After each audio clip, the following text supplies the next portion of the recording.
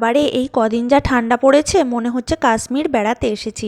আর এই ঠান্ডা এইরকম ফুলকো ফুলকো কড়াইশুঁটির কচুরি খেতে খুব ইচ্ছা করছে, তাই যেমনি ভাবা তেমনি কাজ।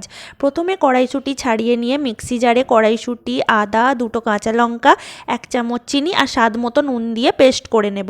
এবার কড়াইতে তেলের মধ্যে কালো জিরে আর হিং ফোড়ন দিয়ে তাতে দিয়ে দেব কড়াইশুঁটির পেস্টটা। এবার শুকনো শুকনো করে কড়াইশুঁটির পুরটা বানিয়ে নেব। আর অন্যদিকে ময়দা মেখে নেব। তাতে নুন, অল্প একটু চিনি আর একটু তেল ময়াম দিয়ে ময়দাটাকে মেখে নিয়ে কিছুক্ষণ রাখার পর লেচি কেটে তার মধ্যে করে রাখা কড়াইশুঁটির পুরটা দিয়ে মুখ বন্ধ করে বেলে নেব। এরপর গরম তেলের মধ্যে ভেজে নিলেই তৈরি হয়ে যাবে কড়াইশুঁটির কচুরি। আর এই কচুরি আলুর দমের সাথে তো দারুণ লাগে। আচ্ছা, তোমাদের রেসিপিটা কেমন লাগলো কমেন্টে জানিও। আজ তাহলে আসি, দেখা হচ্ছে কাল। ততক্ষণে সবাইকে টাটা।